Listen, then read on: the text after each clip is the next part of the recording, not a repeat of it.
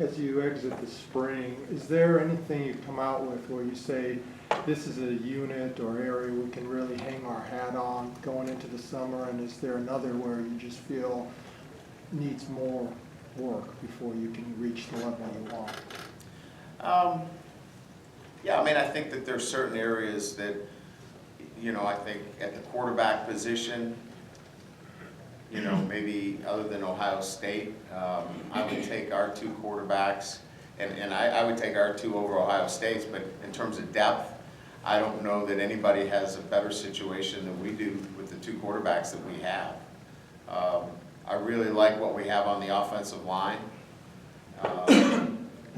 I think that our offensive unit, as it is, gives us that kind of analogy in terms of you can hang your hat on a number of different positions, whether it be the three running backs we have or the number of wide receivers. I really like the spring Durham Smythe has had. I think he's really, in my eyes, has kind of picked up where the Notre Dame tight ends, need to be when you expect them to step in for the next, graduating senior. I mean, it's pretty clear that he's going to be an important part of our offense. So I think from an offensive standpoint, I think the areas that we got to continue to work on is depth at the tackle position. Hunter's got to continue to grow. Hunter Bivin at the left tackle position.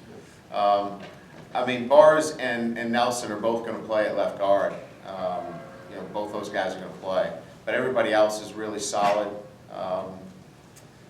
So I think offensively there's great things there. Defensively, I think the thing for me that I'm most pleased with is the safety play. Max Redfield's a different player than he was. Elijah, of course you've got, Jalen, those three guys in particular, have really made, a huge impact. I like the depth that we have with young players on the defensive line. I think we're going to show great depth there. James Onowelu has had a great spring. So there's a number of areas. Hang your hat, I think that term for me means that we've got a number of players that can compete at a high level at that particular position. I think where we have to continue to grow is the cornerback position. But Nick Watkins has had a good spring. I think he's developed. He needs to continue to grow there. But I would leave here saying it was a really good spring for Nick. He's got a ways to go, but it was a good spring for him. Do you consider him ahead of, at this point, Butler?